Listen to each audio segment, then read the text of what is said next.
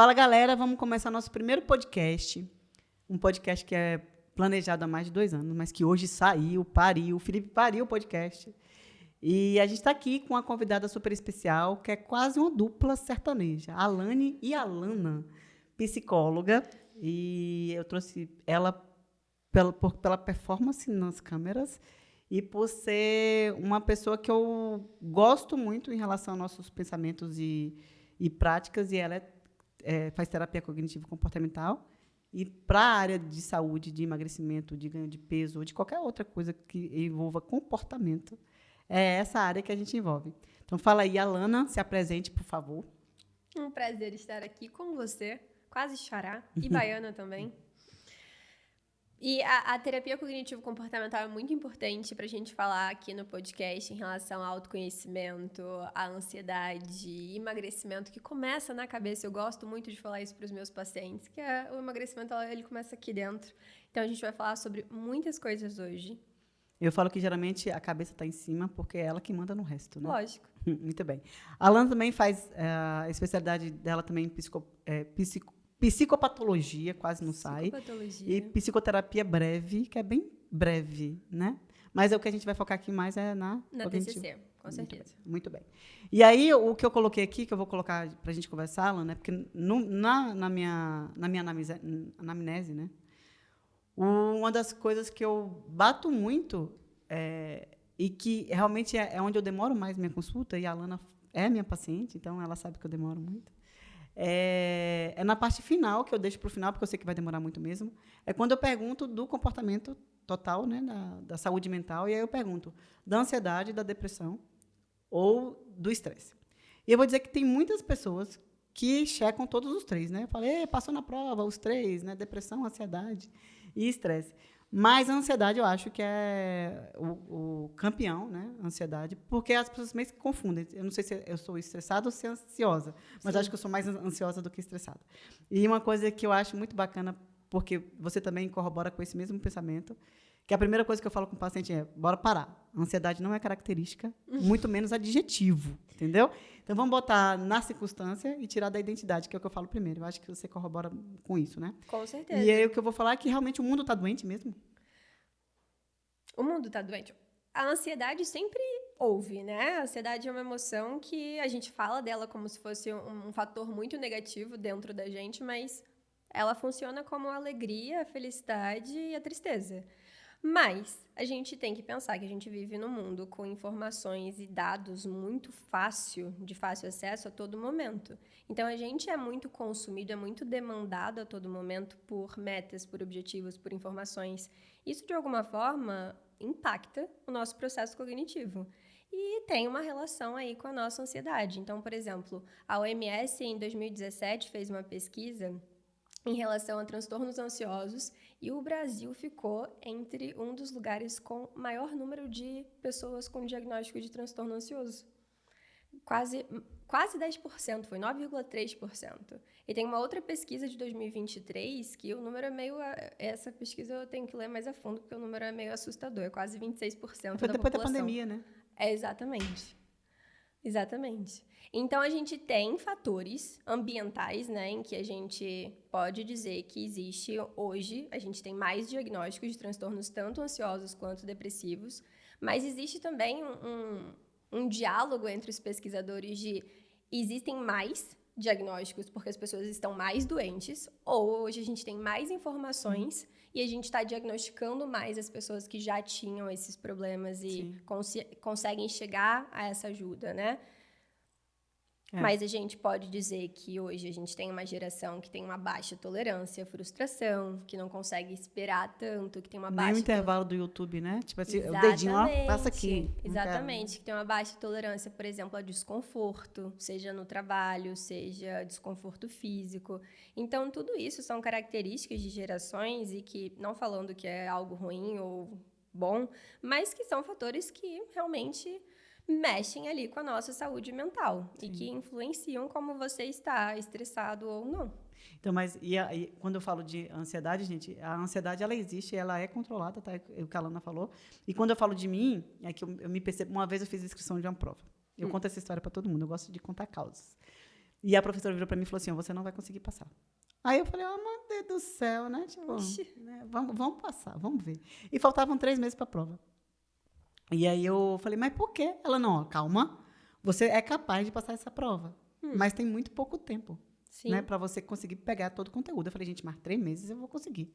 E aí eu trabalhava durante o dia todo, chegava de noite e eu estudava, né? Então estava curto mesmo.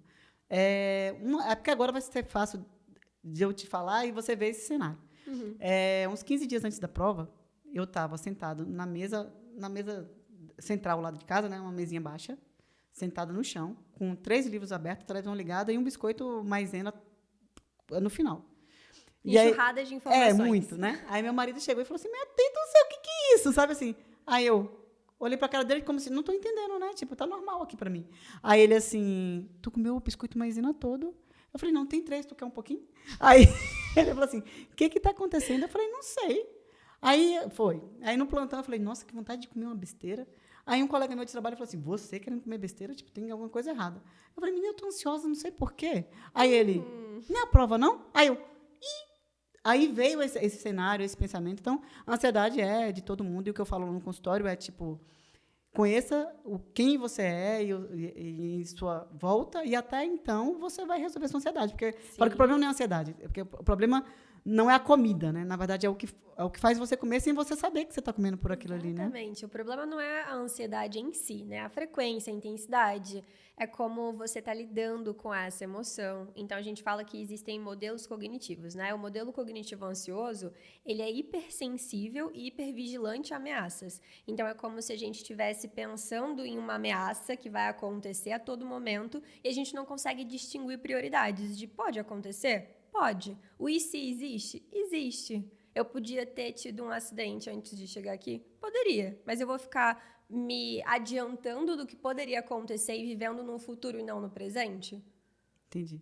Mas é uma muleta também, né? Porque o que eu vejo lá no consultório é a muleta para comida. Exatamente. Eu estou ansiosa, eu desconto na comida. E as pessoas chegam lá e falam bem assim, perguntam, você é ansiosa? Porque eu já faço a pergunta para ela errar, né? E ela fala assim, sou. Aí eu falei, você come quando você está ansiosa? Como? Eu falo, beleza, eu também como, mas eu não sou ansiosa, eu estou ansiosa. Então, eu tiro da minha identidade, boto na circunstância, que fica mais fácil. Tipo, uma prova me deixou ansiosa. Mas eu não sou ansiosa, isso não é uma característica minha. Eu posso ter uma ansiedade um pouco maior do que o geral, mas... situacional, né? Isso aí, exatamente. Mas eu acho que a muleta é igual... Eu falo que tem paciente que chega lá com as amigas dela, né? Eu, minha amiga hipotiroidismo, minha amiga diabetes, minha amiga ansiedade. Não me tira minhas amigas, não. Porque onde que eu vou justificar que eu estou emagrecendo ou que eu estou engordando, né? Então, você falou de algo muito importante. E quando você me perguntou em relação ao mundo estar doente... E a gente conversou sobre isso, eu fiquei pensando agora, né? Hoje, a ansiedade está muito em alta. Eu trabalho com ansiedade, mas a ansiedade está muito alta na boca do povo. Então, todo o desconforto é uma ansiedade. Nem sempre é ansiedade. Às vezes é uma angústia, às vezes é uma tristeza, às vezes é uma frustração. E a gente precisa saber distinguir qual sensação a gente está sentindo, porque se colocar tudo na sacola da ansiedade, a gente acaba caindo nesse lugar de eu sou uma pessoa ansiosa, né? Eu não consigo sair disso, não consegue lidar com isso. É fácil o cérebro carimbar, né? É ansioso, por isso que eu tô comendo. Exatamente, exatamente. Aí você se coloca uma etiqueta em você e começa a se comportar de acordo com aquela etiqueta. E tu fica bom nisso, né? Quanto mais você treina... Lógico. Mas você fica bom, né? Lógico. É bom a gente ser ansioso, que a gente vai justificar tudo na ansiedade. O que eu falo lá no consultório também em relação ao estresse é que hoje tem estresses, quer dizer, hoje não, sempre existiu, né? Os estresses positivos e os negativos, né? E eu falo que o estresse é uma coisa bacana porque faz você pular um muro de 3 metros quando o cachorro está correndo atrás de tu. Né? E você não pensa, só que ele corta a cognição, né? Você não pensa que você vai fazer aquilo ali e você faz. Mas tem todo um aparato hormonal no meio disso daí, né? O cortisol, que é produzido da hora do estresse, ele faz você, acaba fazendo você ganhar mais peso do que o normal, enfim. Isso não é porque um papo para outro. O objetivo adaptativo é para ser de curto prazo, né? Não para a gente ficar o tempo inteiro. O que eu falo que o problema não é o cortisol. O problema são picos de cortisol durante o dia, né? Sei. E eu tenho pessoas que se comportam de formas diferentes diante do mesmo estresse. E pode ser negativo para um e positivo para o outro, né? Então, mas nessa seara de mundo doente, o que eu tenho pegado mais é realmente a ansiedade e estresse, né? Que eu acho que é o que pega em você também, né? A resposta explosiva diante de uma coisa que poderia ser simples, né? Tipo, uma panela caiu no chão, a pessoa vai lá e chuta a panela. Sim, principalmente entre jovens, né? 19 a 25 anos é uma idade assim muito crítica para a ansiedade sair desse normal que a gente está falando, de que é uma emoção como qualquer outra, para uma ansiedade desregulada a nível Mas isso patológico. não é normal, não? Assim, quer dizer, normal que eu digo assim, quando eu tinha... Não era assim também, não? Quando eu tinha 13 anos. Patológico? Não sei se você era patológico. Não. Não, assim, porque eu acho que o adolescente, o adulto, o jovem... É mais intenso. Porque é imaturidade natural, né? Mas também tem uma questão de fase de vida, né? Onde a pessoa está saindo de tá começando a ser adulto, mas ainda não tem toda a independência, toda a maturidade emocional. Então, é um período de vida que acaba sendo muito ansiogênico por si só. Então, mas hoje eu não vejo só adolescente ansioso, não.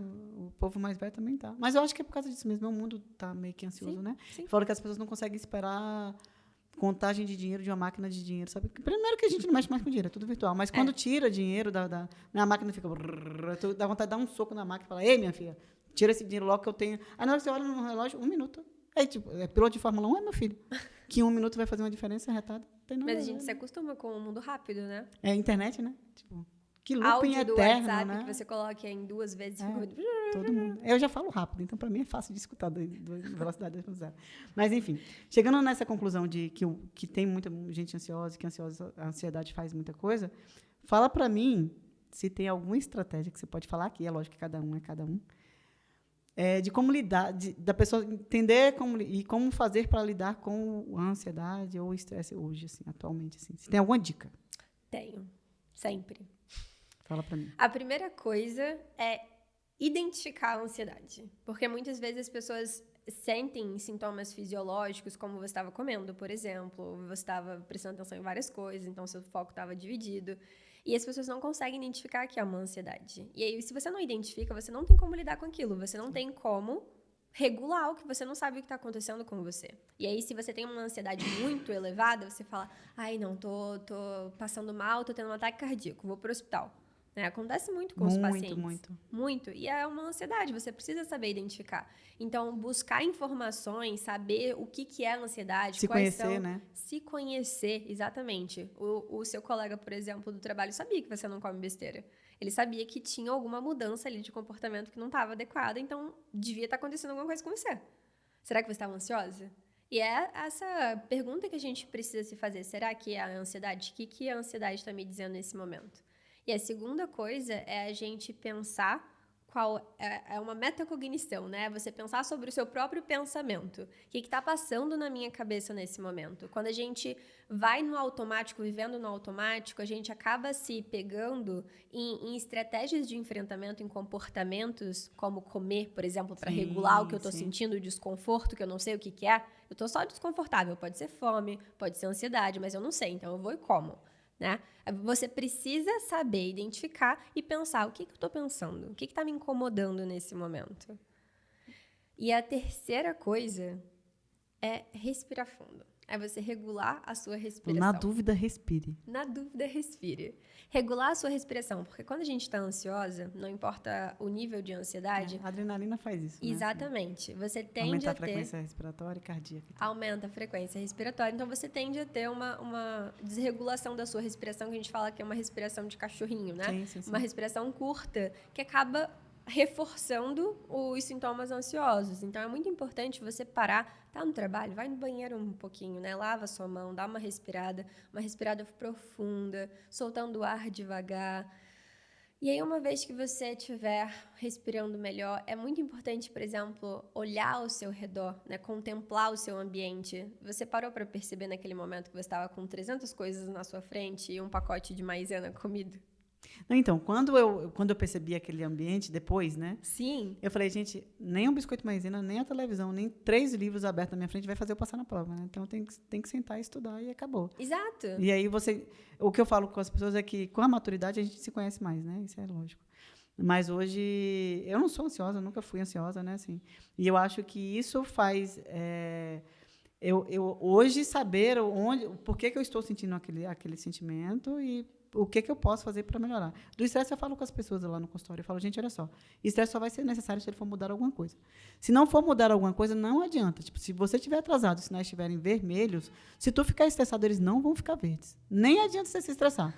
Então, vamos resolver? Vamos. Liga para alguém que está, fulano, estou atrasado, tem algum problema? Fala, não, então tá bom, daqui a pouco eu estou chegando porque eu estou atrasado. Você precisa justificar seu atraso? Não. Ah, estou no trânsito. Não, o trânsito sempre existiu, filho.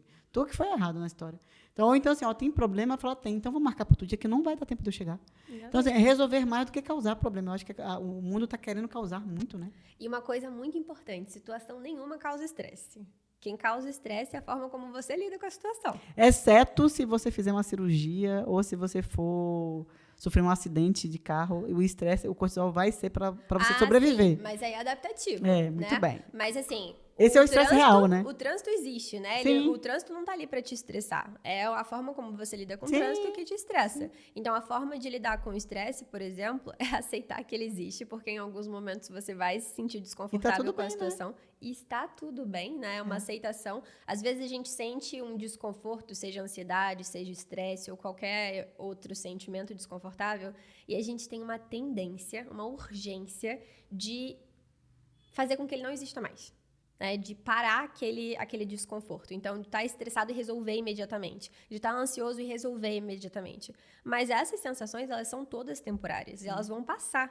Então, é importante a gente sustentar o desconforto, que é possível. E quando você estiver se sentindo mais regulado, né, menos ansioso, menos estressado, aí você começa a agir. Porque tomar decisão baseado no seu estresse, na sua emoção, normalmente não dá certo. Não, e é engraçado que quando você vai se conhecendo e vai resolvendo mais do que causando problema, quando eu falo, né, seja mais resolutivo do que causador de problema, porque o mundo está cheio de causador. Então, pelo menos você seja mais resolutivo. E eu falo que você fica tão bom naquilo que você treina muito, como a gente falou, né, de ser ansioso, que você também fica bom em resolver problemas, né, assim. Então, uma vez meu marido, a gente foi para academia junto, e ele botou a chave do carro no moletom. E a gente treinou. Só que ele ia para outra cidade depois. Então, um funcionário dele passou lá na academia, pegou ele e foi. Só que ele lembrou que a chave do carro estava dentro do moletom dele, que ele estava vestido. Ele voltou, deixou na recepção. Isso era uma quarta-feira, ia descer para o plantão. E aí ele mandou um áudio, tipo, amor, a chave está na recepção da academia. Eu, tá bom. Eu não sabia, não fiquei sabendo de nada. Quando chegou na sexta que a gente voltou para a academia de novo, ele falou assim, nossa, você sabia que eu ia para Friburgo com a chave dentro do moletom do carro? Eu olhei, aí ele, e a chave de casa estava dentro do carro, tipo, você não ia conseguir entrar em casa. Eu falei, gente, mas eu esperava só a minha funcionária chegar em casa, ia pegar a chave reserva e buscava o carro e vinha para casa. Aí ele olhou para minha cara e falou assim, evoluída. Falei, sabe quando você não percebeu que você foi muito... Evoluída? Sabe assim, não, sim, mas é porque de tanto eu treinar a resolução, foi muito medular, sabe assim, eu não pensei que eu estava pensando numa solução. Não. A solução veio, então você fica bom no que você treina. Sim. E se você ficar treinando ser estressado, tu vai continuar sendo estressado. Focando no problema, né? Exatamente. E não na solução. E a meditação é engraçado, que uma vez eu vi uma mulher falando bem assim, a meditação não é para pessoas calmas, é para pessoas estressadas, né? Porque elas treinam a respiração, mas o estressado sempre acha que não, isso não é para mim não, isso é coisa calma demais, né? Assim, não mas sempre dá certo. E uma coisa também, uma dica muito importante para lidar com o estresse é você, depois que você se acalmar, depois que você começar a se sentir mais regulado para você agir, é pensar o que está no seu controle. Foi exatamente o que você fez nessa situação. O que está no meu controle? Se ele fosse para longe, eu não conseguisse entrar em casa, o que eu podia fazer para solucionar o problema? Sim. Porque existem coisas que estão ao nosso controle. Existe muita coisa que está fora do nosso controle, com certeza. Sim. Mas a gente pode fazer algumas coisas também. Se a gente foca nisso, no que eu posso fazer, no que eu posso alcançar, as soluções, as resoluções cotidianas, né, que fazem parte do nosso dia a dia, a gente tem problema todos os dias, elas ficam mais fáceis de lidar. E isso faz parte da maturidade emocional. Você ter um repertório, você ter várias estratégias para lidar com vários problemas. Sim. Então, mas é engraçado a gente trazer um problema muito pequeno para ele ficar muito grande, né? Porque aí, além de você terceirizar, né, o seu problema, e o seu é muito maior, eu falo que eu li um livro, que foi difícil de eu ler ele, tá? Porque foi difícil. Como fazer amigo e influenciar pessoas. É um livro difícil de ler. Eu tentei ler 4 vezes, mas na quarta eu falei, eu vou ler você, desgramado, porque eu sou mais ruim do que tu. Se tu é ruim, eu sou pior. Mas eu vou dizer que ele não foi um dos melhores livros que eu já li. Ele é difícil de ler, mas ele me ensinou muitas coisas, inclusive empatia. E uma das coisas que ele fala é que, realmente, o furúnculo no pescoço de alguém é mais importante do que a fome no mundo, porque é ele que está passando por aquele problema. Mas é muito fácil do ser humano botar o problema dele como o maior de todos, né? Uma vez eu falei assim com um paciente, olha só, pelos seus exames você tem que beber mais água, você está com alteração renal e tal. E aí ele foi justificar. Ele, não, mas eu trabalho o dia todo, porque eu passo uma parte do tempo... Aí eu falei assim, aqui, pode parar. Aí ele olhou para minha cara assim, tipo, o que está acontecendo? Eu falei, então, eu tenho os meus problemas. Esse é um problema teu, não é meu. Eu estou falando que você tem que fazer, você tem que beber água todo dia. Se você vai beber ou não, não é meu problema. Meu rim funciona. O teu que não funciona. Por isso que ela é uma boa médica no consultório. Por isso que as pessoas não... Para mim, eu falo que ou gosta de mim ou me odeia. Mentira, a maioria gosta, tá? E aí ele parou assim, sabe? Eu achei que ele ia me bater, e eu falei, ai, meu Deus, e agora, né? Aí ele, você está certa. Eu falei, ué, gente, mas se eu for pegar o meu problema e botar ele como grande, ele realmente vai ser muito grande, né? E aí vai ser difícil até de resolver. Lógico. E se eu pegar o problema dos outros, também vai ficar mais difícil, porque eu tenho o meu, eu posso deixar o meu para escanteio para resolver o do outro, né? É complicado, né? Sim. Então, realmente, eu acho que a terceirização da culpa ou a supervalorização do problema é uma justificativa para muitas pessoas, né? Com certeza, é uma justificativa de uma falha, né? De algo que não está dando muito certo e é melhor colocar nem no outro às vezes, mas também no externo. Problema. Ou às vezes no problema. Exato, no ambiente, no trabalho, no tempo, do que colocar a responsabilização em você, né? Você se responsabilizar por uma falha ou por um resultado que você não esperava, precisa de um certo autoconhecimento, né? Sim. Precisa de um lugar muito... Eu errei, então é uma responsabilidade... É desconfortável, né? Muito. Você precisa ter uma maturidade para fazer isso, para você conseguir admitir, não é nem para o outro, mas é para você mesmo. Porque se você tem uma crença, por exemplo, de incapacidade, você... Que é bem comum, né? Muito comum, você reafirmar para você, eu falhei, eu fui incapaz. E não é incapaz de não vou ser capaz, mas agora. É muito duro. É muito. Eu estava falando sobre isso com o William, né? Assim, a gente tem umas crenças que eu falei com ele que não vou falar limitante, que limitante é de coach, né? Distorcidas. Não crenças limitantes, crenças distorcidas. De algumas coisas que eu tenho várias minhas, né? Mas uma eu vou dizer que uma vez uma paciente me deu 3 tapas na cara sem ela saber, né? Que eu perguntei assim, você tem uma tendência de engordar ou de emagrecer? Aí ela falou assim para mim, doutora, deixa eu ser sincera, quando eu como besteira eu engordo, mas quando eu faço dieta eu emagreço. Aí eu também. E eu tinha uma crença de que eu engordava com facilidade, sabe? Assim. E, na verdade, não é, porque quando eu faço dieta, eu emagreço. Então, ok, eu tenho essa crença, mas ela me deu 3 tapas na cara e eu desconstruí uma crença minha, né? Eu falei, é bem assim mesmo, né? Então, tem muita gente que tem uma crença, né? Eu não funciono durante o dia, eu só funciono durante a noite. Mentira. Se você funcionasse de noite, tu enxergava no escuro, minha filha. O nome disso é hábito, pode ser mudado. O nome disso é morcego. Que enxerga de noite, entendeu? Mas se a gente fosse noturno, a gente enxergaria à noite, né? Mas como a pessoa dorme tarde, ela acaba acordando tarde e fica cansada durante o dia, né? E aí ele vai só recuperar à noite. Mas assim, esse é um papo para outro podcast.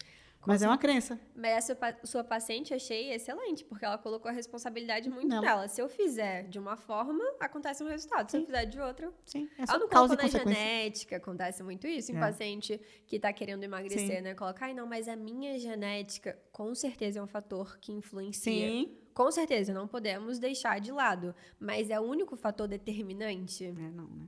O que eu falo lá na consultória, e eu uso bem o nome psicologia, não sei se está certo, né? Porque eu sou dessas. Eu falo bem assim, na psicologia a gente faz 2 coisas, ou a gente repete ou a gente repele. Então, você pode ou repetir o processo que é da sua família, que é obesa, ou você pode repelir aquilo ali, eu não vou fazer aquilo. Que talvez seja uma justificativa de quem vê o pai batendo na mãe e bate na esposa, ou fala, não, eu vou tratar minha mulher como a rainha, porque eu não quero que ela passe o que minha mãe passou. Então, acho que é isso, né? Ou você repete ou você repele, né? Sim. E a gente precisa de um autoconhecimento para repelir, porque não é tão fácil, não de é uma reconhecer, escolha, né? E, às vezes, a pessoa reconhece, mas ela não consegue mudar o hábito sem um processo de mudança, né? Sem um processo de autoconhecimento, de entender o porquê que está ali e de começando a ressignificar a crença por crença, porque não é só uma crença que a gente tem. Não, mas é o que eu falo contigo, né? Lá na consultória eu falo, gente, eu tenho uma capacidade um pouco maior, porque eu converso com o paciente. É só por isso, não é porque eu sou fodona, não. É porque eu converso com o paciente. Não. É porque eu converso com o paciente. Eu entendo as dores do paciente. Eu passo 1h30, 2 horas com o paciente, eu não passo 15 minutos. Então, ele sente a vontade para falar comigo. Com Mas certeza. eu falo assim, eu consigo identificar os erros. Mas eu não tenho ferramentas para tratar, que quem trata é o psicólogo, né? Então, eu falo, então procura um psicólogo, porque isso eu reconheço que está errado, mas eu tenho pacientes que falam de abuso sexual, de abortamento, que só eu sei. Nem a psicóloga dela sabia, assim. Aí, ao ponto que ela toca isso comigo, eu falo, você precisa de falar com o psicólogo? Ela fala, agora que eu falei, parece que me libertou, então eu vou falar com o psicólogo, entendeu? Então, de tão à vontade que fica, mas eu não tenho ferramenta nenhuma para tratar isso. Eu realmente não sei, tá? Quem sabe realmente é o psicólogo, né? Sim, sim. Eu acho que é isso. Deixa eu ver mais. Então, você acha que a identificação do sentimento é um, e porque sentiu aquilo é outro? A gente tá falando de como lidar com a ansiedade? Então, sim. A identificação. Identificação, né? Aceitar que a emoção está lá e ela vai continuar, você querendo ou não, tentar evitar só faz com que você aumente a sua ansiedade, na verdade. A segunda é questionar os seus pensamentos e pensar o que você está pensando naquele momento, para você conseguir identificar mesmo um gatilho, uma situação, para você conseguir lidar com isso. E o terceiro é você fazer uma respiração diafragmática, uma respiração mais controlada, para você conseguir regular o seu corpo. A respiração é engraçada, porque isso é uma visão minha. Não sei se é errado. Eu falo que o cigarro, muita gente usa o cigarro como uma fuga do estresse, né? Sim, muito E a comum. pessoa fala assim, eu falo assim, não, eu fumo porque eu sou estressado. Não, olha só, você já viu alguém que fuma ser calmo, porque todo mundo é estressado. O cigarro não acalma. Ah, não, porque o cigarro não é calma. Calma não, minha filha. Não tem nenhum fumante que é calmo, todo mundo é estressado. Tem uma liberação de prazer ali. Mas eu falo que o cigarro, ele faz a sua respiração ficar calma. Então, você inspira profundo e expira profundo. É verdade. Inspira profundo e expira. Mas é isso aí. Eu não sei se isso tem comprovação científica, mas é uma percepção minha. Eu falo, gente, mas é uma respiração talvez da meditação. É inspiração profunda e expiração profunda. E aí, sim, te acalma. Lógico que tem a nicotina e todas as outras coisas associadas. Então, tem vários vieses aí. Mas eu acho que a respiração é um dos viés, assim. Então é muito importante. Às vezes a gente banaliza a respiração, mas é muito importante a forma como a gente está respirando. Antes da gente começar a gravar aqui, por exemplo, eu fiz uma respiração Nossa, funda. que pessoa mais... Né? Eu também sou evoluída. Desenvolvida. É bacana. E aí eu vou pular para outro tema. Mulher multitarefas, muito temas. Daqui a pouco a gente volta para esse, porque a gente, né, é assim, a gente fala em vários temas de uma vez só. Mas vamos lá, vou pular esse tema, tá? O que eu pego também no consultório são pessoas com transtorno de autoimagem. Sim. Para negativo ou para positivo, tá? Então, a gente tem algumas doenças emocionais e comportamentais, que é a bulimia, a anorexia, né, que as pessoas se veem acima do peso e, na verdade, elas são bem magras. E eu tenho pessoas que não conseguem se enxergar em primeira pessoa. Eu falo que a primeira pessoa é assim, ó, eu olhando para mim mesmo, eu estou vendo eu em primeira pessoa. Eu olhando para mim no espelho, eu me enxergo em segunda pessoa. E eu olhando na foto ou no vídeo, eu me enxergo em terceira pessoa. Eu não sei se isso tem a ver com críticas, mas quando você se vê em vídeo e em foto, você fala, gente, mas eu tô... Quem é essa aqui? Na hora que você vê, nossa, eu estou desse tamanho mesmo, você não tem uma visão tão crítica assim. Então, diante da primeira e da segunda pessoa, mas da terceira você consegue ver. Então, geralmente eu peço, e o nutricionista também pede, para tirar fotos, para você conseguir ver você, né, nas fotos ou no vídeo. Você tem alguma coisa para acrescentar aí nesse processo de distúrbio de autoimagem? O que você acha? Distúrbio de autoimagem é um fenômeno assim gravíssimo e, infelizmente, muito comum. Principalmente no mundo que a gente vive de mídias sociais, onde tem muita comparação, né? E comparações que são muito injustas, na verdade. E não é uma coisa simples de tratar. Por exemplo, a gente falou sobre estratégias, né? Dicas de como você lidar com a sua ansiedade se tiver elevada, dica de como lidar com o estresse, de você fazer uma respiração, de você ir lidando o que está ao seu alcance. Mas quando a gente fala sobre distúrbio de imagem, não existe dica além de você fazer uma psicoterapia, porque é muito grave quando você tem uma visão de si tão distorcida que você se depara com a realidade, né? Então, com uma foto ou com um espelho. E eu, por exemplo, tenho pacientes que não conseguem se olhar no espelho, porque a imagem que reflete ali não é a imagem que ele tem na cabeça. Então, é muito difícil olhar para aquilo, se deparar com aquilo. É uma quebra muito grande de expectativa, de si. Então, é muito importante que a pessoa faça psicoterapia para trabalhar as crenças. E quando a gente fala de distúrbios de imagem, a gente fala sobre as crenças. A A gente fala sobre como aquela pessoa se enxerga, como ela aprendeu a se enxergar e como ela enxerga o mundo. Então, para você se enxergar de uma forma diferente daquilo, você precisa ir muito fundo. É complicado, né? Mas uma coisa que eu acho muito bacana é você primeiro aceitar seu corpo. Sim. Eu acho que é o primeiro ponto. Porque não que eu tenha tido distúrbio de autoimagem, tá? Eu nunca tive. Mas eu não gostava do meu corpo. Do formato do meu corpo. Mas esse foi o que Deus me deu, né? Então eu não podia ir no mercado e comprar, eu quero aquele ali hoje, eu quero sair com aquele ali. Eu falo que isso nunca poderia, senão eu escolhia a ampulheta. Sim. Né? Ia ficar, né, uma ampulheta linda. Mas eu não posso escolher isso, né? Então, uma vez, eu tenho uma irmã gêmea, igual, e aí uma vez eu cheguei para ela estava de vestido, eu falei, nossa, você tá reta. Ela virou para mim e falou assim, eu sou reta. Aí eu, 2 tapas de novo na minha cara, né? Eu falei, é verdade, né? Eu sou reta. Então, eu só fui começar a me amar mais a partir do momento que eu aceitei meu corpo como ele era. Porque eu botava ombreira no meu quadril. Eu costurava uma ombreira com a outra, virava uma bola e eu botava na lateral da minha calça jeans. Porque eu não tenho um quadril, que eu digo é culote, talvez, né? Que é pro lado. Eu tenho um quadril para trás, eu tenho bunda, mas eu não tenho pro lado. Então, eu tenho cintura, mas eu não tenho quadril. Meu corpo, ele é retangular. E aí, o que eu comecei a fazer? Cara, eu percebi que o que eu posso fazer para melhorar o meu corpo? Sim. Eu tenho que ter uma barriga mais sequinha, então, para ter uma barriga mais sequinha, eu preciso treinar mais e eu preciso comer melhor. Beleza. Eu tenho que usar roupas que tenha, tipo, bolso-faca, que ele alarga meu quadril. Sim. Tá tudo ótimo. Então, eu escondo o que eu quero esconder, ou engano, e mostro o que eu quero mostrar. E tá tudo bem, meu corpo fica lindo. Fica lindo para mim e fica lindo para quem vê. Exatamente. Isso me ajudou muito, assim, eu aceitar primeiro meu corpo como ele é. Aceitar e ver o que você quer destacar. E aí, para isso, você precisa conseguir enxergar quais são os pontos Sim. que você se gosta, né? Sim. E isso é difícil. Sim. Né? E por isso que é diferente de um distúrbio de imagem, sabe? Onde a pessoa não consegue enxergar nada de bom. Nada. Tudo para ela é ruim, né? Exatamente.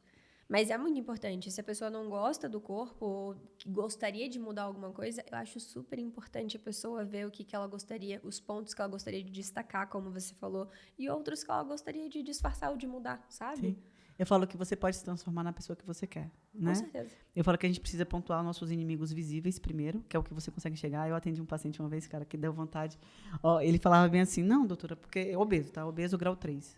Obeso grave, não um obesinho pequeno, Sim. obeso grande. E ele falava assim, não, eu tô achando que eu vou juntar um dinheiro, ele não tinha plano de saúde, para ir pro Sírio-Libanês, fazer aquele check-up geral, de me botar de cabeça para baixo e ver toda a parte genética e tal.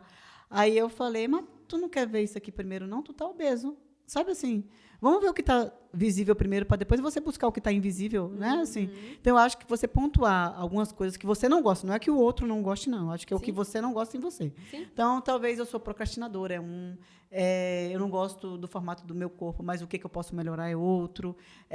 Eu queria ser uma pessoa referência em tal coisa, e estuda para ser referência em tal coisa. Então, eu acho que você pode pontuar os seus inimigos, né, visíveis, depois você procura. Eu falo que no videogame é assim, ó, se tu tá vendo um bonequinho ali que é rival, tu pode atirar e passar de fase. Mas tu não tá vendo, a tela ficou vermelha, filho, tu morreu. Mas vamos primeiro encarar o que você tá vendo, depois você encara o que você não tá vendo. A ansiedade e o estresse são excelentes sinalizadores desses inimigos que você está falando aí. Jura? Lógico, se você tá ansiosa, frequente, você tá com intensidade muito alta e você tá com estresse muito grande, é um sinalizador de que algo precisa ser mudado. Isso aí, perfeito. E eu falo que eu me tornei hoje a pessoa que eu queria ser e que eu olho hoje no espelho e falo, você é foda. Por quê? Porque eu me tornei. Não é porque eu nasci, não, gente. Minha mãe né? Eu sou fodinha, minha mãe é foda, não, mentira. É que eu me tornei a pessoa que eu quis ser. Não foi uma coisa que foi, eu nasci assim, eu cresci assim, eu sou Gabriela. Não é assim, não. É que, na verdade, eu busquei a pessoa que eu queria ser e fui. Então, fui em cada pedacinho, fui em cada um, até chegar onde eu quero chegar. A minha irmã, é engraçado que eu uso sempre minha irmã como exemplo, ela falou que ela queria ter uma renda financeira maior do que ela tinha e talvez maior do que a profissão dela pudesse dar. Sim. Porque ela é fisioterapeuta e ela trabalha com hora, né? Beleza, igual a gente vende serviço. Né? Então, a gente tem uma quantidade limitada de ter. E ela fez um concurso para ser professora de uma faculdade estadual, beleza. E ela perguntou, ela viu, né, o que ela poderia fazer para aumentar o salário dela. Aí ela fez um mestrado, aumentou, beleza. E aí ela não parou ainda, ela está terminando o doutorado. Ok. Então, ela, provavelmente, até o final do ano, ela é doutora. E aí ela vai fazer PhD e ela falou, sabe o que eu quero chegar? A reitora da faculdade, porque é o que ganha mais. Sim. Então, assim, ela vai galgando e em vendo... direção ao objetivo. Isso aí. E isso vai demorar quanto? Que demore 20 anos. Mas Ela eu tá tô no caminho no caminho. dela. Que eu acho que se apaixone pelo processo, né? Não queira só o final, né? Porque aí o final chegou, tá, beleza, e aí? Quero comprar uma Ferrari. Comprei, e aí? Vou fazer o que com a minha Ferrari, né? Mas Eu acho que é o para processo. algumas pessoas isso é muito diferente, porque fazer o que você fez, de se tornar a pessoa que você quer se tornar, tem um processo de você colocar a mão na massa, né? Sim. E tomar a responsabilidade para você, não na sua genética, não no seu formato de corpo. E aí isso você coloca à prova se você vai falhar ou não. Entendi. E aí se você tem aversão à possibilidade de falha, como é que você faz isso? Sim. Entendi. Como é que você começa a dar passos? Sim. Se você acha que a falha é, assim, a garantia da sua incapacidade. Aí você nem começa, né? Nem começa. Só que não é que você não seja capaz, é só que você É uma crença. se convence da falha antes de tentar. É a crença do impostor, né? Que vem. E isso tem totalmente tratamento, né? A Sim. psicologia, até sem remédio nenhum, tá, gente? Tô falando psicologia mesmo. De você entender todo o processo. E é engraçado que, assim, um caminhar na rua ou um dançar uma música já é uma vitória, né? Eu acho que Física. comemore pequenas vitórias, né? Assim, poxa, hoje eu consegui treinar cedo, então hoje eu consegui fazer uma dieta tranquila, hoje eu consegui fazer um café da manhã mais saudável. Seja uma refeição só, né? Já é uma vitória, né? E aí esses pontinhos... Pra quem tá com ansiedade porque se sente muito sobrecarregado, muito sem conseguir dar conta, isso é uma dica preciosa de ouro, de você conseguir validar. Valeu o podcast, vai, fala. Valeu. Para você conseguir validar pequenas ações em direção ao seu objetivo, ou que fazem sentido para você, não aquelas ações automáticas que você tá deixando a vida te levar, né? Mas Tipo, antigamente eu faria isso, mas hoje eu não fiz, né? Já é um ponto positivo. Isso, nossa. Você se dá conta que você está progredindo, que você está indo em direção à sua saúde. Olha só. É muito bom. Muito bom. E tem muita gente que precisa disso, né? Na verdade, da não valorização daquilo. Eu sou isso porque é meu formato do corpo. Eu sou feia porque meu formato do corpo é ruim e tal. E isso ela leva pro resto da vida como uma coisa, uma crença que vai ser pro resto da vida, né? Uhum. Isso é ruim. Muito bem. Eu coloquei aqui um ponto para a gente conversar sobre cortisol, estresse e ganho de peso, né? Uhum. Eu tenho eu tenho um curso online, fazendo meu jabá. Pitch de vendas. Eu tenho um curso online que a gente conversou um pouco, eu falo um pouco sobre alimentação, sobre macro, sobre micro. Dá para sair também alguns módulos com nutricionista, com psicólogos, justamente para ser bem completinho. E um dos é eu explicando o metabolismo do cortisol, assim, o que o cortisol faz, né? Porque como o cortisol é um hormônio do estresse para você lutar ou fugir, isso vem desde os primórdios, né? Eu preciso lutar ou fugir contra um leão que está correndo atrás de mim. Uhum. Ele libera muita glicose no nosso sangue, né? Para você lutar ou fugir. A gente só tem 2 depósitos de glicose, que é no fígado ou no músculo. E quando você fica muito tempo em jejum, o do fígado vai lá e libera na corrente sanguínea. Tudo bem, para você não fazer hipoglicemia. Mas quando você precisa lutar ou fugir, vai sair mais do músculo, do depósito do músculo. E acaba que você não fez nada, você só está sentado na sua cadeira, estressado com um funcionário que deu um atestado porque não quis ir trabalhar hoje porque estava de enxaqueca, sabe? Então, eu falo que esse estresse é ruim porque você está parado. A glicose está ali sendo ofertada no seu sangue e você está parado, você não fez nada. Uhum. Se você fosse correr na rua, ia ser um bom proveito do estresse, né? Mas como você está ali parado e você acha que você não tem tempo de treinar, aquela glicose depois é armazenada, porque se você não usou, não é interessante para o corpo deixar no sangue. E ele fala assim, vamos depositar isso aqui? Vamos. Em forma de quê? Você quer em forma de glicose que leva 4 moléculas de água, que eu falo que é R$2, ou em forma de gordura, eu falo que é R$200, né? Ocupa menos espaço e você vai ter ali um depósito, né? E aí o corpo vai lá e deposita em forma de gordura. Então, eu acho que o próprio estresse ele já engorda por natureza, né? Com certeza. Do estresse. E aí, como que você vê em relação a esse negócio de estresse, de ganho de peso, se você tem a mesma percepção ou não? Tenho a mesma percepção, e aí você falou de uma parte muito fisiológica, que é exatamente isso, e a gente vai para uma parte muito comportamental também, que você está estressado, você libera cortisol, você começa um processo de estocar aquilo que você não precisa, e você vai para um lugar de amenizar aquele desconforto onde? Na comida, né? Na comida. Até porque o que sobe antes, gente, e aí a Alana falando isso dá para entender muito bem, o que sobe um pouquinho é milésimos de segundos antes, né? Que é um dos hormônios hiperglicemiantes, é a adrenalina.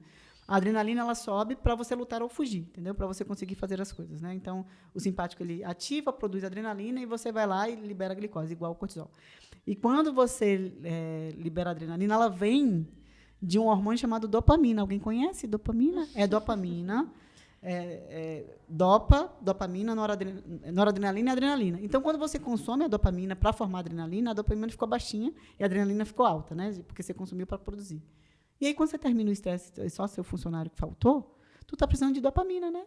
E como é que você vai? Um chocolatinho ajuda tanto na dopamina. Né? Comida. Porque é rápido, né? Assim, é uma produção rápida de dopamina. É uma produção rápida. E não só isso. Quando a gente come, além da dopamina que a gente produz, tem uma sensação de bem-estar também, social, cultural. Merecimento, né? Ai, hoje merecimento, um sistema de recompensa, né? Não, hoje foi o dia, foi tão difícil, né? Então eu vou comer uma pizza. Então, e falando por isso, é bom a gente falar, que eu falo que os ambientes, eles modulam muito o comportamento, né? A gente tinha falado isso antes. Sim. E é isso aí que a Alana está falando, eu vejo muito no plantão, tá, gente? Que é tipo assim, ai, meu dia foi tão estressante, eu mereço uma pizza. Vamos pedir uma pizza, galera. Eu falo, não, gente, o que você merece é o salário no final do mês. Não é uma pizza no seu plantão. Você merece... E se a gente fizer, olha só que doideira, se a gente fizer o uso de bebida alcoólica, que é um dos, né? É um dos gatilhos emocionais das pessoas, sim, né? sim. De buscar uma recompensa. Se você for beber e comer só nos momentos que você recebeu um sim, tipo um momento de alegria, você vai comer menos. Porque recebe mais não do que sim. Eu quero saber quem é que recebe mais sim do que não aqui. Sabe assim, que é difícil. Então, o meu plantão, que é um plantão estressante, tu acha que eu vou comer uma pizza no meu plantão? Não, filho. Eu vou comer com minha família. Num momento de alegria, sentado, entendeu? Curtindo aquela refeição. Agora, lá no plantão que eu estou... Né, eu nem vou saborear tanto a pizza. E eu sempre pergunto, né? Assim, se a gente parar para pensar de uma forma racional, a pizza vai resolver o seu estresse do dia? Vai tirar o estresse do dia? Não, só vai dar mais um problema, né? Só vai ganhar um pouquinho mais de peso. Vai ser prazeroso? Com certeza. Você vai estar com dopamina ali elevada, vai ser uma satisfação, um quentinho ali. Vai ser satisfatório durante um período muito curtinho. E aí depois você vai voltar ao seu estresse, à sua rotina, ao que for... Tudo igual. Só que com talvez um arrependimento de você ter comido uma pizza inteira. Não, e arrependimento tem muito, né? Tem muito. E eu falo que toda vez que você come e se arrepende depois é porque tem algum distúrbio ali no meio. Porque eu falo que quando eu como... Hoje eu como sem culpa, tá? Então, quando eu como a pizza, eu como a pizza. Eu falo, uma vez eu botei, eu tô comendo essa pizza porque eu quero comer. Não é porque eu mereço alguma coisa, não é porque eu quero comer essa pizza, tá tudo bem. Então, não tem culpa nenhuma quando eu faço alguma coisa de consciência. Faz sentido, né? Pra você, né? É isso aí. Não é porque você tá se recompensando de algo ou porque você quer tirar algum desconforto, como estresse, por exemplo. Sim. E a gente falando desses comportamentos ambientais, né, de obesogênicos ou não obesogênicos. Então, fala um pouquinho para o pessoal, porque isso eu sei, acho que todo mundo, a maioria sabe. Mas o quão é importante o ambiente modular o seu comportamento, né? Como que a gente faz essas coisas assim? Dá alguns exemplos? Nós somos seres influenciáveis, né? Nós influenciamos e somos influenciados pelo ambiente. Sim. Então, principalmente se a gente está no ambiente social, a gente tem uma necessidade de ser incluído, de pertencer. Então, é muito lógico. Então, se a gente está num ambiente que está todo mundo comendo uma coisa, você às vezes não está com fome. Não é uma fome fisiológica, né? Você não é nenhuma fome emocional, muitas vezes. Mas você vai comer, porque é o hábito social ali. Nós somos seres sociais, a gente se comporta em grupo. Sim. Então, quando você está querendo mudar um hábito, seja alimentar ou qualquer outro, né? A gente pensando, por exemplo... No alcoólatra, por exemplo. Em álcool, isso. Se você está querendo mudar o seu hábito, beber menos álcool ou parar de beber álcool durante o tempo, você vai entrar num bar, aí você vai falar assim, não, eu vou pedir água.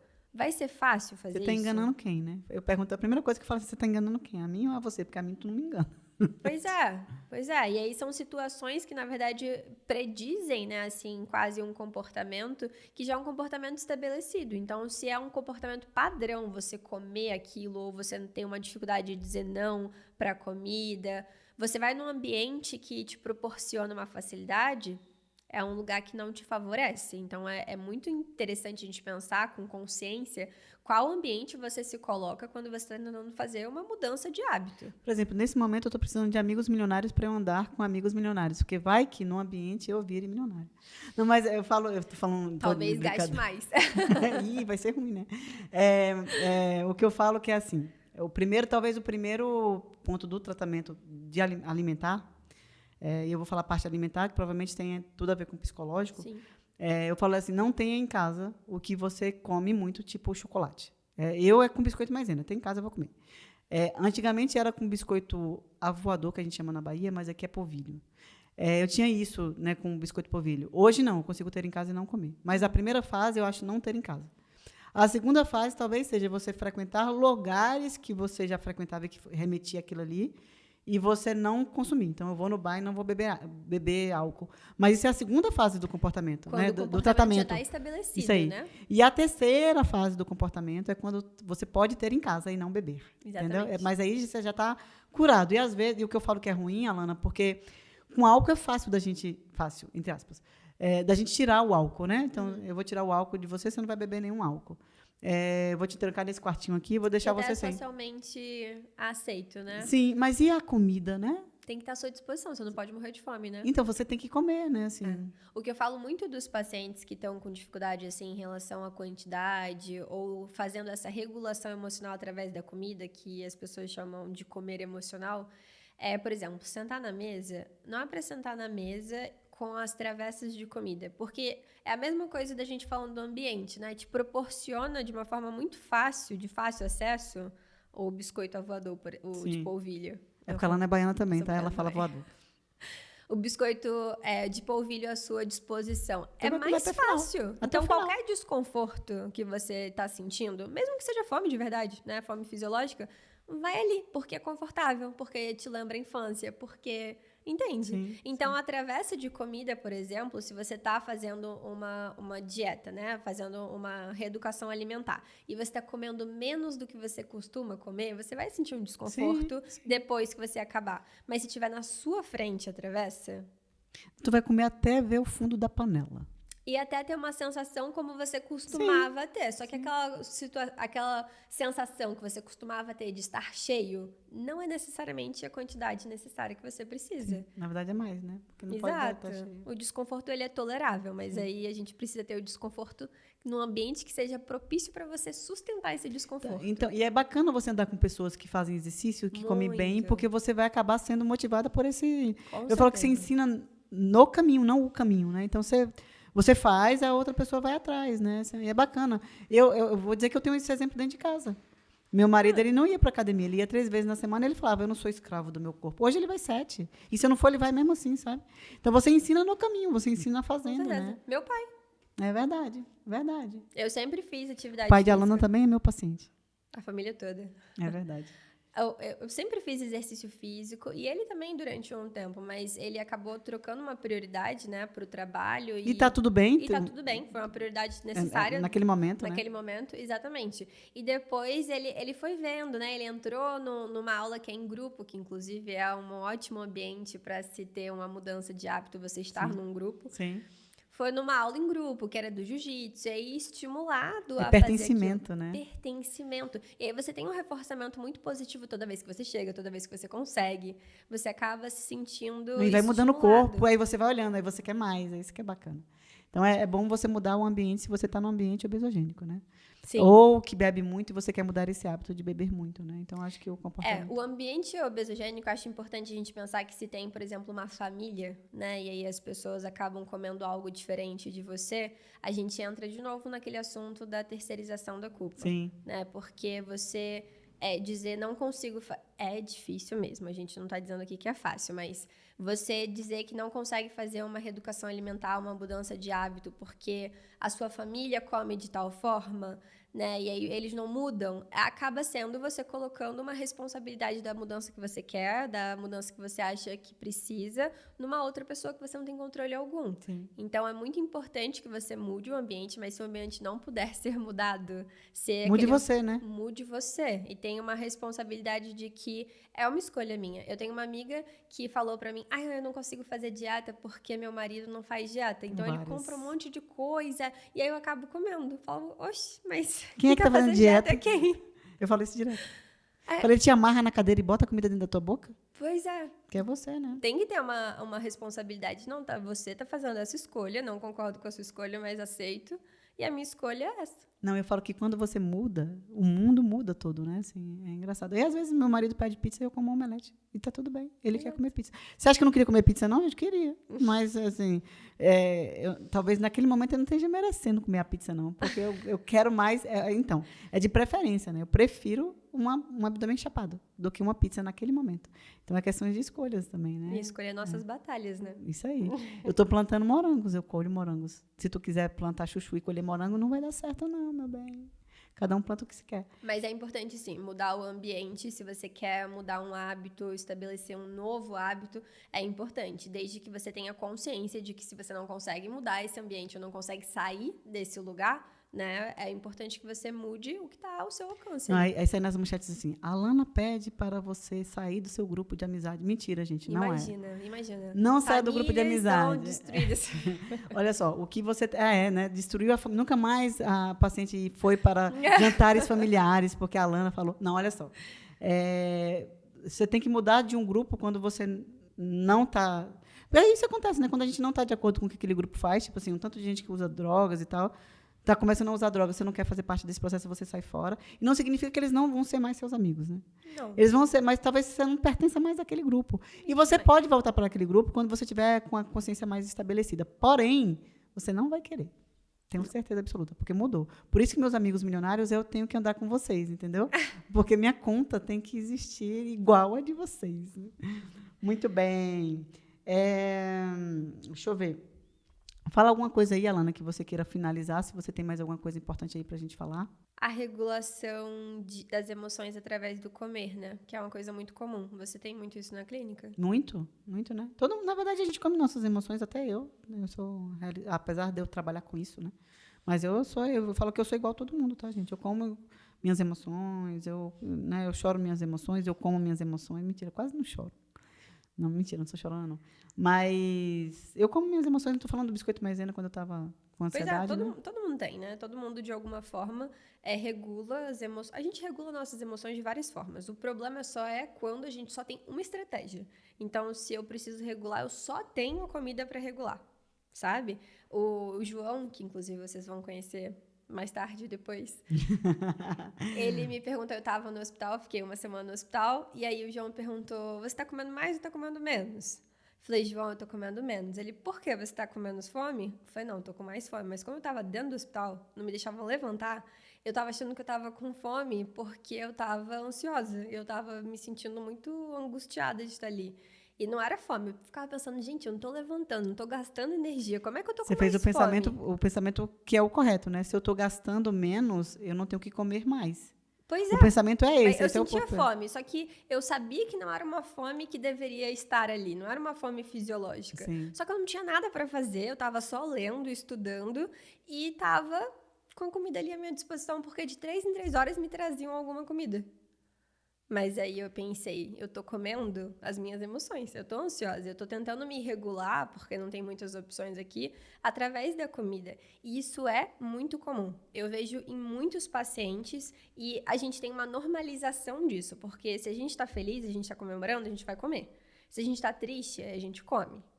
E a gente tem uma normalização de usar a comida em situações emocionais, né? Sim. Mas a gente isso é ensinado, né? Eu falo que a recompensa de alimentação é ensinada desde quando você era criança, gente. É tipo assim, ó, comeu tudo, mamãe vai te dar uma sobremesa. Nossa. Ou no hospital eu fico com a raiva das mães, que ela fala assim, ó, que no hospital eu faço plantão de cirurgia, né? Então chega um menininho com um corte na cabeça. E chora mesmo. A mãe fala, ó, se você não chorar, a mamãe vai comprar um picolé. Eu falo, não, mãe, por amor a Deus, deixa o menino chorar e tu compra um brinquedo depois, mas não compra comida não, por amor a meu bom Deus. Deixa eu costurar a cabeça dessa criança aqui e acabou, entendeu? Parou, não fez nada demais. Criança pequena cai e quebra as coisas, não tem... Ruim ela se fosse acamada, que aí estava doente na cama e não quebrava nada. Mas deixa essa criança, tá feliz, é isso. Então, acho que a gente aprende isso desde criança, né? Com certeza. A regular a emoção com comida. Ou isso é muito problemático. E recompensa, né? Isso é muito problemático porque acaba ficando uma estratégia muito rígida, né? Então, se eu me sinto triste, se eu tenho um dia difícil, como a gente falou, vovó traz um bolinho com leitinho e chocolate quente. E remete muito às coisas da infância. Então, às vezes, você apega aquilo ali, né? Exatamente. Tipo, nossa, isso aqui lembra a minha infância. É, o comfort food. Eu falei que até trocou o nome, né? Porque era fast food, hoje é comfort food, que é a comida que dá conforto. Não, gente, não faz isso, não. E tem muitas distorções cognitivas que reforçam esse comer emocional. Porque aquele pensamento tudo ou nada, por exemplo, que é um tipo de distorção cognitiva. A pessoa está fazendo uma dieta direitinho, né? Assim, tá seguindo o plano alimentar, tá indo em direção ao objetivo dela, mas aí acontece uma situação social ou alguma coisa, ou uma emoção muito intensa, e ela vai e come, e fora do plano alimentar dela. Ela pensa, mas se eu já comi isso, então eu vou comer a pizza. Se eu já comi um pedaço, eu vou comer a pizza inteira. Vou pro rodízio, né? Exatamente. E essa é uma distorção cognitiva. Sim. É um modo de autossabotagem, na verdade. Sim. Porque ao invés de você sair do seu plano alimentar e voltar, o que tá tudo bem, falhas fazem parte. Se a gente tá tentando, a gente tá passível à falha. Você entra num lugar de se entregar ao erro, né? De se entregar àquilo que você fez fora do planejado. Sim. Essas distorções, elas alimentam esse comer emocional. Não, e é tipo assim, tá bom, tudo bem, não tem problema você saiu da dieta nessa refeição, né? Na próxima volta pro normal, né? Tá tudo bem. Eu saí da dieta, tem 3 meses que eu tô saindo da dieta, gente. Eu não voltei até hoje, mas tá tudo bem, né? Assim, mas é assim mesmo, não tem problema nenhum. Sim. Volta para a dieta ou para o planejamento. E o que eu falo que o problema das pessoas é que elas acham que o planejamento é uma coisa que tem que ser pesado e seguido muito, né? Uhum. E eu brigo direto com nutricionistas, não só com o João Neto, que virá no próximo podcast, mas para todo mundo que eu falo, gente, eu não peso comida porque eu não acho isso uma coisa... saudável. E saudável mentalmente, sabe? Eu vou ficar ali pesando 200 gramas de arroz. Não, gente, não. Eu vou comer aquilo ali, é lógico. Que no começo até é válido você pesar para você ter noção. Porque tem gente que come menos proteína do que deveria e talvez mais carboidrato do que deveria, né? Uhum. Enfim. Mas eu não acho isso saudável mentalmente, tá? Sim. Mas a partir do momento que eu saí, que o povo pesa só comida saudável. O povo o que o nutricionista passou, mas a pizza que comeu no final de semana não pesou, não, né? Não pesou nem na cabeça, nem na balança. Eu achei engraçado esse negócio de peso. Então, eu acho que não é uma coisa, né, tão funcional assim, mas está tudo bem. Mas comi errado e fui no rodízio de pizza hoje. Tá tudo bem. Amanhã volta pro normal, né? Amanhã vai pro seu treino, volta a comer normal e não tem problema não. Isso não vai ser ruim pro seu resultado final, né? Não, e eu sempre falo para os meus pacientes, né, que falam, Elana, mas eu já tinha comido 2 brigadeiros. Eu falo, olha, pensa o seguinte, você chega na sua cozinha, aí tem lá o armário com várias taças de vinho caríssimas. Aí você vai quebrar uma, você fala, quebrei uma, vou quebrar todas. Aí você joga tudo no chão. Ou você pega aqueles caquinhos e fica, ainda tem as outras. Por que a gente faz isso com a comida ou com o nosso comportamento? De se dar uma coisa errada, então chega. Vou destruir todo o resto. Sim. Não, e nesse mesma linha que você está falando, eu acho mãe muito divertido, porque mãe é assim, ó. Não, a dieta do meu filho é impecável, e a tua, e a minha não. A minha, o que sobrar eu como, depois eu peço fast food. Sabe assim, é engraçado da mãe, não, porque é do meu filho, é impecável. Tá, minha filha, eu sei que você tem um apreço muito grande, né? Uma estima muito grande pelo teu filho, e tua estima está onde, meu Deus? Quem vai cuidar, né? Uhum. E eu acho que é por essa mesma pegada. Assim, não, eu vou cuidar dele. Quando ele está bom, é complicado, né? Sim. Mas, sim, o que mais? Fala para mim. Acho que a gente falou bastante sobre ansiedade, sobre estresse e muitos fatores aqui que, na verdade, levam a uma dificuldade de emagrecimento e até de sustentar o plano alimentar. Mas é importante que, assim, o final, né, a gente conclua para você focar no lugar certo. Para você ter desenvolver um autoconhecimento, uma autopercepção. Você falou de aceitação do seu corpo, só foi possível porque você tinha uma autopercepção, um autoconhecimento em relação a você mesma. Então, buscar informações, eu falo muito isso para as pessoas, né? Seja num podcast, num livro, onde você quiser, buscar informação sobre aquilo que você quer mudar ou sobre o que você está tentando entender em você mesmo é muito importante. A gente não consegue mudar aquilo que a gente não conhece. Sim, sim. E o que você falou de mudança de foco, eu acho bacana também. Não foca também no problema, né? Tipo, eu sou ansioso, não, calma. O que eu posso fazer para melhorar essa ansiedade, né? Exatamente. Então, eu estou comendo muito. O que eu posso fazer para melhorar? O problema, beleza. Eu sei que eu estou comendo muito, mas o que eu posso fazer para melhorar essa comelância demais, né? Então, eu acho que mudar o foco é, inclusive, de como você pode melhorar, não focar só no problema, mas o como eu posso melhorar, né? Isso é... Mudar foco em relação a tudo, né? Uma visão não só de si, mas do mundo, que seja mais voltada ao seu objetivo e não ao seu problema, como você está dizendo, né? Sim. O problema, eles vão existir, mas a gente precisa lidar com eles, e faz parte da saúde mental você ter e criar constantemente estratégias para você lidar com o problema que vai aparecer. Beleza. Então, da ansiedade, a gente já conversou bastante, do estresse também a gente conversou bastante. Eu falo, e aí o que eu falei, né? Então, vou deixar claro para vocês. Pensam no estresse como uma coisa muito negativa, entre aspas, tá? Porque ele também é positivo. Mas eu falo que algumas pessoas são estressadas e o estresse trouxe ela onde ela está hoje, talvez numa posição boa. Então, não é 100% negativo. Mas se ele não for mudar alguma coisa, não vale a pena. Então, só vai causar mais dano do que coisas boas. Em relação à depressão, eu acho que dá um podcast inteiro, né? Depressão, porque o transtorno da depressão, muitas vezes ele faz você não comer, né? Assim, sim. A ansiedade e o estresse, ele faz comer você... muito. Ou comer muito, né? Que é aquele transtorno mais, né, absoluto. Mas o que eu falo aqui, que também daria outro podcast inteiro, é a compulsão alimentar. Porque tem muitos pacientes que chegam para mim que falam bem assim, não, que eu tenho compulsão alimentar. Eu falo, mentira. Mentira, porque compulsão não é seletivo. Assim, eu comeria 1 quilo de barra de chocolate, mas comeria 1 quilo de ovo, minha filha. Não, só o chocolate. Então, isso não é compulsão alimentar, então, isso é seletividade. Regulação através emocional. Da comida. Exatamente. A compulsão alimentar, ela não é seletiva, é a primeira coisa, né? Mas acho que dá um podcast inteiro compulsão, né? Adoro compulsão alimentar. Mas não é super diagnosticado na sociedade? Super, não sub.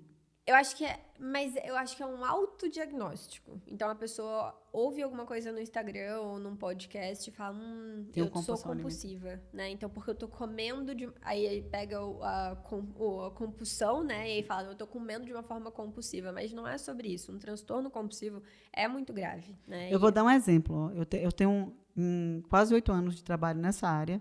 Eu tenho uma paciente compulsiva. E aí foi diagnosticada até por mim, eu mandei para terapia e para psicólogo, e para psiquiatra, na verdade, até para médico. Importante. Ela comia uma pizza, um pedaço de pizza, aí ela comia mais outro pedaço, e aí ela passava mal, ela vomitava, aí tinha a consciência negativa, né? Tipo, poxa, por que eu estou fazendo isso? Ela jogava no lixo, no outro dia ela pegava a pizza e comia a pizza, que estava no lixo. E tem mais, essa mesma pessoa comeu 40 ovos. Que era o que tinha na geladeira, porque ela estava em tratamento. Então, em tratamento da compulsão, a gente tira o que dá gatilhos emocionais para a compulsão. Isso. Então, o chocolate, algumas outras coisas, tipo, eu acho que pipoca é muito, né, que você come até o final. Isso não é compulsão alimentar.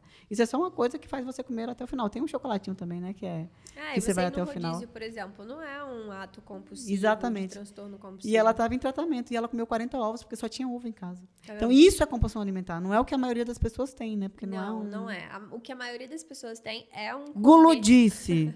É uma regulação emocional através da comida, né? E não uma compulsão. Mas a compulsão alimentar é muito comum. Apesar da gente ter poucas pessoas... Eu tive uma paciente tão grave quanto a sua, que ela só se deu conta, e muitas vezes a pessoa não se dá conta do que ela tem, assim, como no início, né? Sim. Ela só se deu conta quando ela comeu tudo que tinha na geladeira, tinha acabado a comida pronta, e ela já recebeu alta, inclusive, por isso que eu estou falando isso, e ela comeu carne crua, que estava congelada.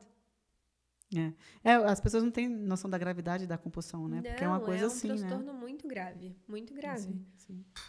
Mas é isso. Então, tem muitos papos sobre transtornos alimentares. Então, a psicologia ajuda muito nos pacientes. Então, eu sempre indico a psicologia para os pacientes que têm alteração comportamental, tanto para muita comida, para pouca comida. Sim, né? Então, importante também. E eu sempre indico, né? Terapia, eu falo que terapia é para todo mundo, não é para só quem acha que precisa, mas é para todo mundo. Outra coisa que eu acho que modula bem é o exercício físico, que eu acho que é o que faz parte da terapia, né? Faz parte da terapia. Uhum. E, lógico, profissional de nutrição é quem for precisa, mas eu acho que é um combinado de pessoas, né? Na verdade, é um tratamento multifatorial, multiprofissional, né? E multifatorial, né? Porque tem vários fatores que levam a outras coisas. Mas é isso. Tem mais coisinha aí? A gente tem outras coisas para outros episódios, né, Alana? Eu acho que sim, Muito né? bem. A gente aprendeu aqui que você tem que entender o seu funcionamento para você mudar qualquer coisa, né?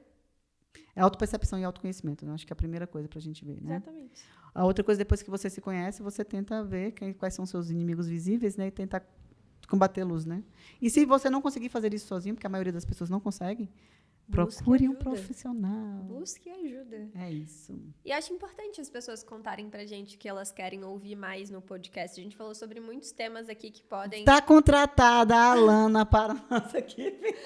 A gente falou muitos temas que podem ser abordados de outras Mais formas, aprofundados, né? Isso, mais aprofundado. E o que as pessoas tiverem mais dificuldade ou que acha que é muito presente na vida, é importante que elas comentem aqui pra gente fazer um conteúdo mais aprofundado, Muito né? bem. E aí, fala pra gente onde que eles te encontram nas redes sociais. Nas redes sociais, importante, no @psialanaresende. Eles vão deixar aqui embaixo, Vão, na né? Tá descrição, na descrição do vídeo. Deixar aqui embaixo na descrição do vídeo. Eu falo bastante sobre ansiedade e saúde mental. Muito bem. E a gente vai estar no podcast, em todas as plataformas de streaming, que eu sou chique agora. A gente vai estar no YouTube também, no podcast de Alane Oliveira. E onde você... lembrando que a Alana é @Alana com 2 L's, né? 2 L's. É Psi Alana com 2 L's. E eu sou Alane com 2 N's. Oliveira, que também está aqui na descrição. Você acha no YouTube agora, no Instagram. E nas redes sociais todas, né? Só botar Alane com 2 N's, que vai aparecer talvez a primeira, porque tem poucas Alanes, tem mais Alana, né? Tem. Tem mais Alana. É isso, muito obrigada pela sua participação. Um prazer estar aqui sempre. Provavelmente vai vir outras vezes para a gente favor, discutir adorei esse outros papo. temas. Mas é isso, muito obrigada, tá? Muito obrigada a você pelo convite, por estar aqui com vocês. Nos veremos mais vezes, certo? Isso aí, isso aí. Pronto.